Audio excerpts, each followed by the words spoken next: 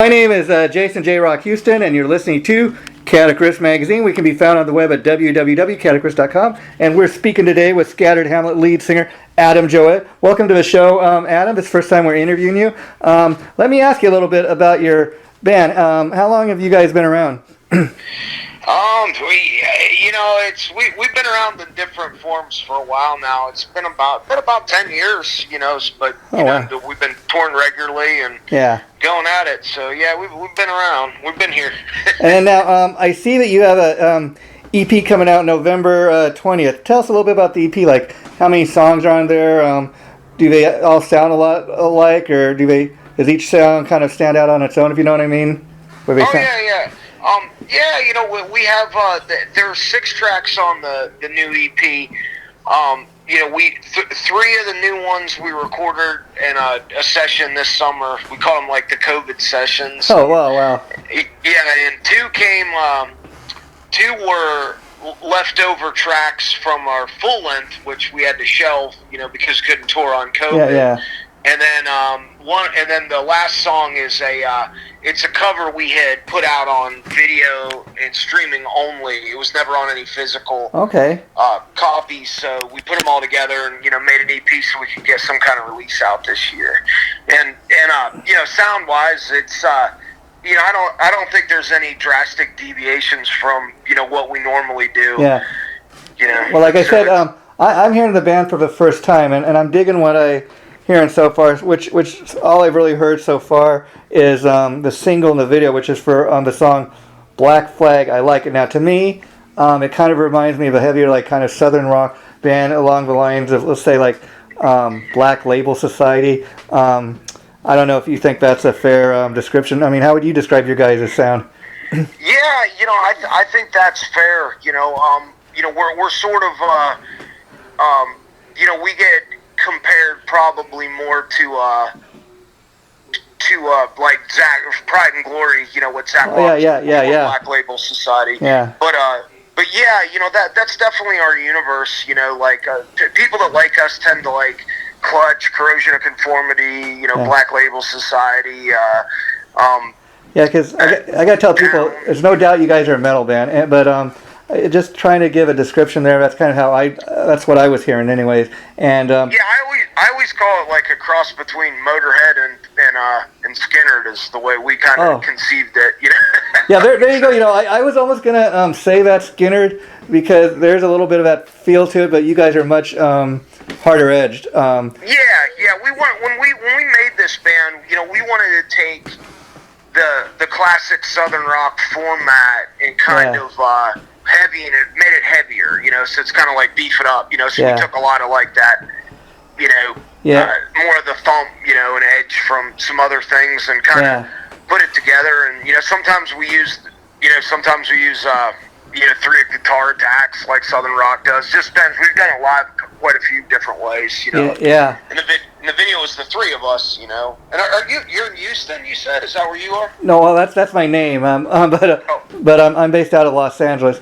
But that's where we actually formed, in Los Angeles. Oh, wow, interesting. Yeah. Well, now let me ask you too, because you mentioned talking about the Zakk Wylde's one of his first post-Ozzy bands, which was Pride and Glory. They only did one album, but I tell you, it's a great album. It really stands the test of time. And there are 2 songs on there that I think people will be kind of surprised to hear me say that I like, because they're not really, they have nothing to really do with metal. They almost sound like, these are 2 songs off the Pride and Glory album. They almost sound kind of like country rock. And there's one called I Hate Your Guts, another one, Cry Me a River. And one of the songs, he's singing like the lyric that I just love. I mean, it's kind of a play on words. Is like, your first name should be Ass, your last name should be Hole. But that's when people find out. Not only is Zakk Wylde a great guitar player, but he can sing and play piano too. Oh yeah. No, I've been. One of our friends that is affiliated with our camp, was a tech for Zakk Wylde for many years, and so we've known. About his versatility for a while. Yeah. And for me, like, the Pride and Glory album, I think that not as many people heard it, because like when it was released, it was like right in the middle of like the grunge. Yeah. You know, so it didn't quite get the attention. And you know what's crazy is that more people are listening to it probably now. Yeah, because I've been seeing more and more on the internet. People are kind of that's one of those albums that people forgot about for a while. Like you said, maybe really didn't know about, and they're kind of even just on YouTube and stuff starting to discover it. Yeah, because it's we were we didn't in this album, but we've incorporated like banjo stuff. And, and things like he did that on Losing My Mind. Another great track. And so we try to do that kind of stuff. Like we like that multi-instrumentalist kind of thing. Like not on this album, but our other the one that will be coming out next year has like some pedal steel or like Steve Earle even used like mandolins and stuff. Harmonicas. We try to incorporate that kind of stuff.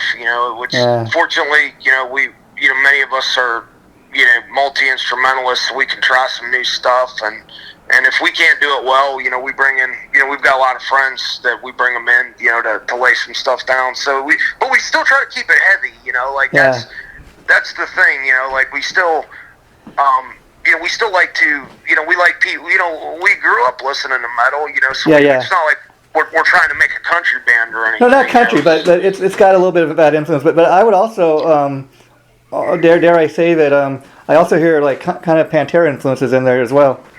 Yeah, I people will tell us that, and I never shy away from that, because I don't know too many heavy bands that are in this phase that haven't borrowed something from Pantera, even if you don't know you are. It's kind of, and even more so, we've been getting, I started personally working with Dean Guitars. Oh, wow. This year, so, I've been, working with them, and obviously, that was Dimebag's, wheelhouse and stuff. Wow. So, we started, so that's what I've been playing, I'm going to be playing, on stage exclusively, now, but before that, we were, I got the sound in different ways, but man, it's been cool, it's definitely, so I would say even, like, we're probably closer to Down than Pantera. Wow, okay, If I was really like nitpicking, but I mean, it's all drinking out of the same. We're drinking out of the same swamp water. Now that I mean, Phil and Selma and both have it, but that must kind of be interesting. Like when you're kind of telling me, well, I don't necessarily hear that, but okay, maybe other people, a lot of other people do hear that. Does that kind of like kind of make you think when people tell you, hey, you guys kind of sound like you're influenced by this band, and you're like telling me, I don't hear about it, but okay. Well, it doesn't bother me at all, because I think, I'm a product of everything I've ever listened to, and, I've certainly listened to all those bands, Now, personally, I listen, like, I spend a lot more time, like, listening to, like, 70s rock, like, I spend a lot more time, like on the Thin Lizzy stuff, like the Alice Cooper stuff, and that's where I get our guitar harmony ideas and things like that. But I mean, but it's cool. I think there's no band that you mentioned that I wouldn't want to be compared to. Like these are all great bands. I mean, it's not so much that you wouldn't want to be compared, but I guess what I'm asking is, as a musician, does it amaze you that like you might not hear that influence coming out, but other people do?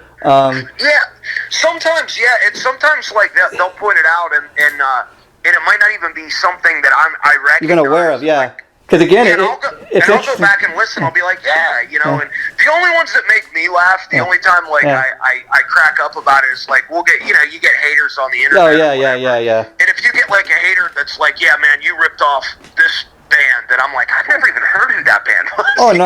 I mean, it's funny because like. I mean, I was reading this stuff online, having nothing to do with music yet, so just having to do with this election we're going through, and people were going back and forth arguing over, like, something about Tamara Brown, the guy that replaced Rob Halford and Priest for a couple of years, and they're talking about, oh, this guy, he thinks this, and he just replaced Rob Halford. He's a replacement singer and this and that, and so I kind of fired back at the guy. I said, well, tell me, where can we go and purchase your music, what album did you sing on? No, I always do that too. I'll be like, hey, I was like, hey, when we need some help next time, can I get your email so you can write a song and show me where I went wrong, so I can. But that's the thing, like, it's like the Tim Ripper, like you're talking about, like that was a position, that I give the dude did a great job going and trying what he was doing, and you knew it was like John Corabi going into Motley Crue or something, you're gonna piss people off, and to have the confidence to go do that, is hats off to him. Dude's a great singer. I totally agree with what you're saying. Now, getting back to your band, I got to tell people because it's interesting. I never heard of a band until your publicist sent me some information on you guys, and I checked out the link to the video he sent me, and I tell you, ever since I've been seeing your videos popping all over on Facebook and all over the place. Are you surprised at what's it like having that kind of response to your song? It's been cool, this is the fastest, one of our songs have, taken off, mm-hmm. We've been known as, more of an outlaw kind of, we have a dedicated following, dedicated following, but we've always been more outlaw, more underground, and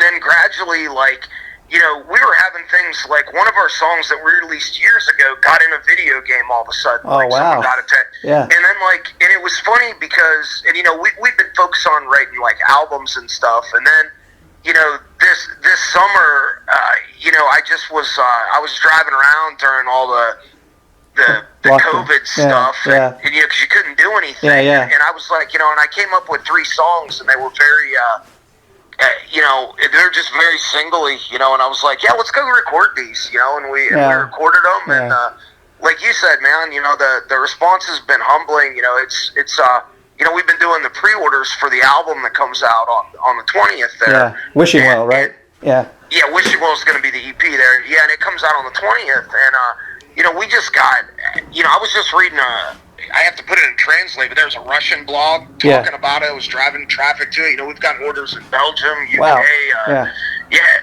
Australia. It's been crazy. To me, that's the power of the internet, and that's got to really be an awesome feeling. I mean, not just your songs getting that kind of attention, worldwide, but to kind of think that, hey, you're a band from the United States and all these countries. I mean, even let's say Australia, like you just mentioned.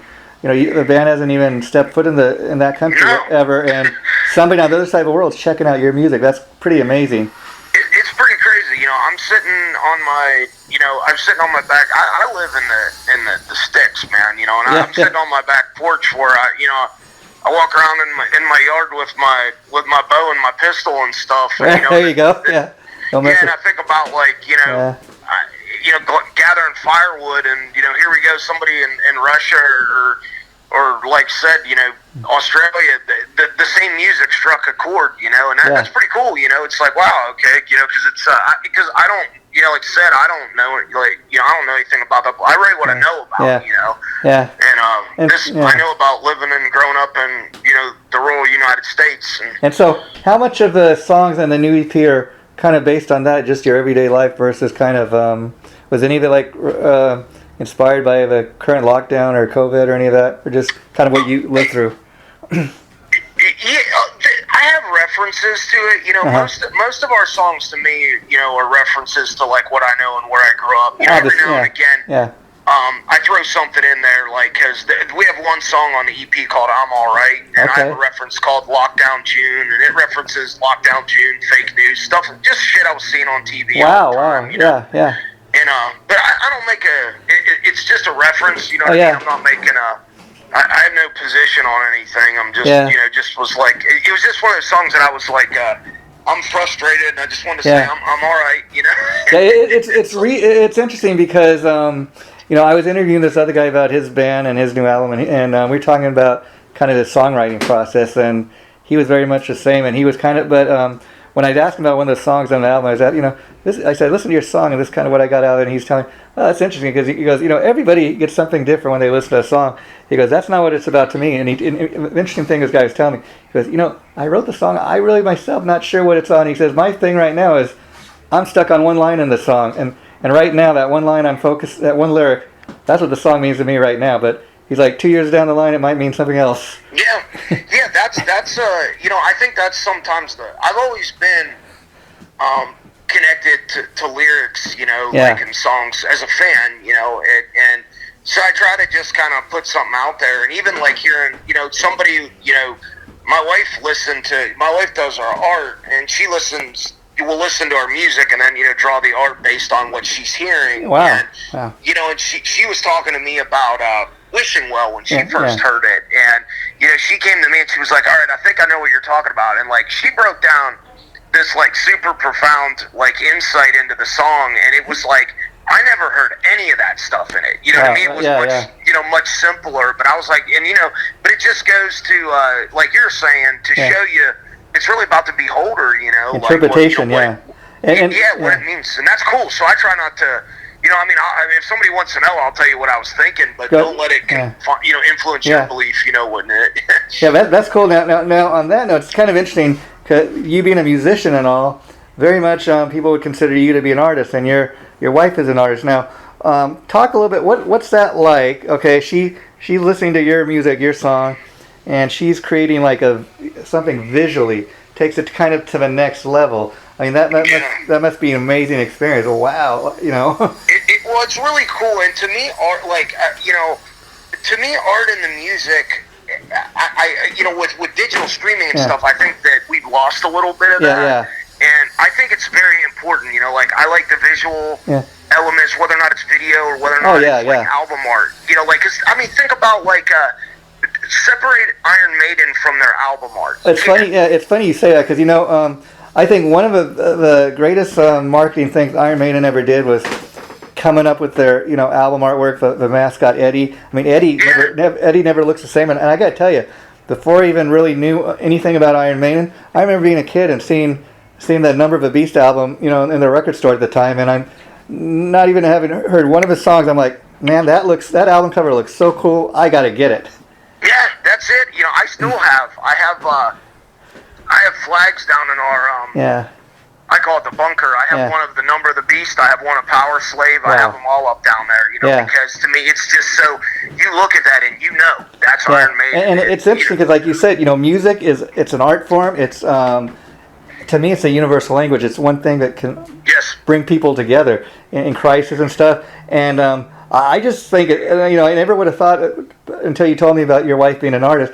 It's got to be kind of, that's interesting. One form of art can inspire another form of art, Yeah, and the same thing with our videos. Either members of our band, Jake's was our original drummer. His brothers are filmmakers, and Rich, our bass player's brother, is also a multimedia person. So they do our videos. Oh wow! And I gotta say, the video for your single, man, it looks really professional, like something you would have seen on MTV back in the day. I mean, it looks that good, and the video works because I'll tell you why, Adam. When I watch the video, not only am I getting off on the song, it's a great song to start with, but then, like you said, the visual imagery of the video, and then I'm thinking, as I'm listening to the song, oh man, this is a great song, man. I gotta get their album. I gotta go check out and see what they've done before. And that's the whole purpose of doing a music video or something like that. And and I'm being honest with you, I've never really heard, this is the only song I've heard, but I thought, man, this sound, and even looking at the video, it's like, man, that looks like they'd be a fun band. And I gotta tell you something, Adam, you're saying, you're releasing the CP because you had to kind of put the full.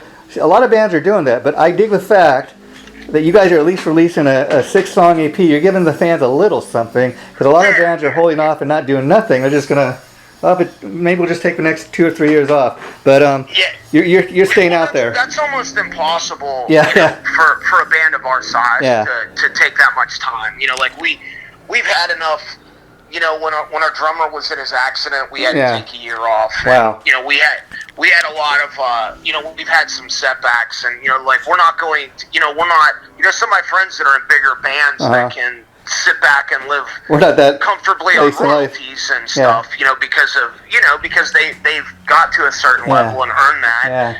And, but for us, we still, we still are carving out our niche. We're getting on the festivals now.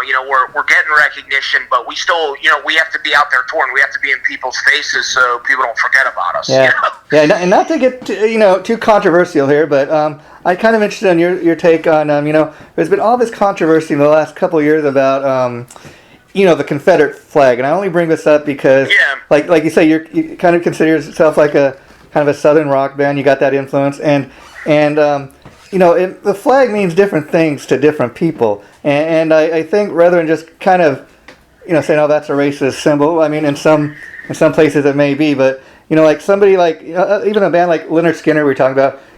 You can go back and you've seen videos of old video clips they've done, and even concert clips where they were waving that Confederate. It's not being done in a racist way. So I was just kind of curious. What's your thoughts on all that?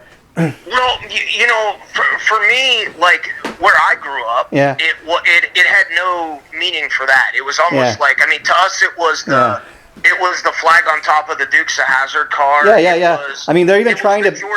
It was the Georgia license plate on the Smokey and the Bandit car, and it was just something that I live on the Mason-Dixon line. I can pull out my rifle and hit the Mason-Dixon line. We never, I know African American people that had the flag up and friends. So we never really looked at it that way. And even in our early days, we would have people bring them on stage, or like I had some hazard things, and it was fun. But then as it became more divisive, it's now one of our biggest things was we never wanted to be like a political band. I hear you. And so since it wasn't it wasn't to me a symbol of politics, I wanted to make sure we just didn't have it in our art or anything, because I didn't want to make I didn't want anyone claiming it. You know what I mean? I mean, different purposes. I mean, it's almost kind of as crazy as George Lynch, the guitar player from Dokken. He's had this other band, the Lynch Mob, and he just, because of all this political stuff going on recently, said, we're just gonna. I got other projects. We're just gonna bring a band of a Lynch Mob. We don't want anybody thinking that's what this band is. That's it. And that was our thing. Just like, look, I'm a fan of Ted Nugent. I'm friends with Rage Against the Machine and Anti-Flag. I mean, it's so I have friends that run the political spectrum. Yeah. We've opened for Kid Rock. Oh, wow. We've run and we all grew up playing in punk bands. So like to us, it was like I tend to judge people more like on the content of their character. There you go. Yeah. Whatever flag you're waving, whoever you vote for, to me, it's really just about you. And we're all going to disagree. Yeah, I didn't mean to get too political. It's just I wanted your opinion because it's cool. I like the question because I'd rather answer like good questions. Like that. To me, I think that we should be having more conversation about issues instead of making it so black and white. Yeah, because that's so true. Because my whole point for bringing that up is I was reading something on one of the Dukes of Hazzard guys, one of the actors that used to play one of the Duke cousins, and he has one of those General Lee cars, and he's saying he used to take it around, and he'd take it to different car shows and do autograph signings with it, and it became a thing where they say, oh no, you can't enter that in the show. People are going to think it's a racist thing, and that just becomes such a crazy thing, when that's not even. It really is, because I mean, I have an 01 tattooed on me. It's in orange, like I have a Dukes of Hazzard tattoo. I play a Smokey and the Bandit, West Paul sometimes. Oh wow! Like so, to me, like that was just stuff I kind of grew up around. So it's weird. It's kind of a weird world. Like I think people just like to be offended now. Like I mean it's really a woke, like an outrage culture. It's really a become a woke culture. That's the name they give it. But I kind of what I even hate worse is like all the virtue signaling. Like, well, I'm a good person because this is what I believe, and you're a bad person because you don't agree with me. I mean, exactly. Yeah, that's the crazy thing. It's like, come on, guys. I was like, I've met buttheads that were ultra left wing, and I've met buttheads that were ultra right wing. The common denominator is they're buttheads, not what they believe. But at the end of the day, it's interesting talking to a guy like you, Adam, because I do agree that I really do believe that music is the universal language. One thing it can really bring people together. So I wanted to ask you, like, so we got all the lockdown stuff currently going on. Hopefully it'll ease up a bit, but what are your plans right now as far as promoting the album? Like, will you be going to areas like where you might be able to do a live show, or do you kind of stick to your local area? Yeah, well, since we all don't live in the same area, yeah. So we generally tour out in Nashville now. Okay. Oh, okay. And we just don't know, honestly. Yeah. I'm thinking in early next year we're at least going to go out and start picking some markets and places that'll let us play. Like, wow. Yeah. I know we can play Texas. I know we can play Oklahoma. I know we can do Florida. Like, there's some options, and I think we're gonna just start doing stuff like that. Maybe do some live things, and because it's like, I don't I respect everybody's position on COVID and stuff, but at the same time, it's like, I'm not gonna be a prisoner. I want to go live my life. I want to go do it. It's like, and anybody else that wants to to take a risk or whatever, you're welcome to come do it with us. And if you're not, then you don't have to. It's and so I was curious. I'm a big freedom guy. Yeah. So me too. I'm with you. So in regards to the new EP that comes out on the 20th, any chance we get like another music video or two off of any of the new songs? Well, I think we're going to do a lyric video for another song. Oh, cool. The problem with the full video is being that we're all not in a location. And, Now with all the craziness with COVID and now the election stuff, who knows? It's a very chaotic world. So I really wouldn't feel comfortable with all of us getting together to shoot a video right now. So we're thinking of a lyric video would be safer, and then we'll do. We already have like 3 or 4 ideas ready for videos for the next album that we hope to get out next year. So we'll probably focus on that. But who knows, man? Maybe we'll get an idea and we'll all be together and we'll put something out there. Because I don't like to make videos, but I like how they come out. Yeah, I hear you. I mean, you're kind of the guy that writes a song and you get to sing them. On that front, I was kind of curious. What would you consider yourself more of a singer, a guitar player? Like I'm asking, I guess. Obviously, you can play the guitar, but like you sing kind of out of necessity, or you always wanted to kind of be the front man? I am a front man and a songwriter. I incidentally play guitar sometimes. I hear you. I'm not. I'm in Black Flag. I played lead guitar. I typically don't play lead guitar for us. We usually have a sorted group of shredders that play with us that are cool. They're actual guitar players. I'm a composer. And I'm a front man. I grew up. I believe being a front person is like 90% attitude and 10% ability. I like David Lee Roth. I like that kind of stuff. As a showman, and that's what it's about. So for me at a show, my job is to entertain, and the other people's job is to play guitar. I might be playing guitar sometimes, but my primary job is entertainment and singing. I love that, because if you, it's all about entertaining the audience. Because if you want to just listen to songs, you can just stay home and play the record. Exactly. And we're not doing, and it's not like. It's not like we rely on, we're not like Rush, we don't have like this profound, like we have good players. And, I say my job is I'm the Paul Stanley, and I always have at least one Ace Frehley with me. That's how I approach it. Because Kiss is my thing. I love Kiss. Me too. Yeah, I'm with you there now. Now let me ask you on as far as songwriting, like you kind of you said it's your thing, and I think it makes sense because even as a music fan, I much rather listen to like music that has lyrics, because you get to take the especially the listener, take them on a musical journey, and you're kind of telling a story. So I was kind of interesting when you first start writing a song, do you usually start off with a riff, or you usually start writing lyrics first? It depends. I've done both ways. Sometimes I'll just come up with an idea. And then I just go down and I start recording it on the computer, and I already kind of have the melodies. Other times I just have a cool riff, and then I build it into something.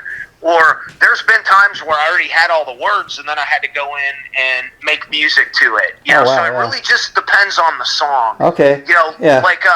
Like for Black Flag, for example, I had the chorus for Black Flag. Where I was talking about all the bands and stuff, and I had that chorus, and I was like, this is a great chorus. We need a song for this. So we had we had to have a riff. The original riff I came up with didn't hit hard enough. You know, the producer was like, "Nah, man, you got to come up with a more in-your-face riff." And I was like, "All right," you know. So I went back and I came up with something complicated. He goes, "No, you got to simplify this." So I came back and I gave him a simpler one. He goes, "Yeah, use that." So then I went back and I made the demo using that. So it's just da da da da, you know, just real straight up, you know. And, okay. So Adam, I want to thank you taking the time to talk to me today. I really man.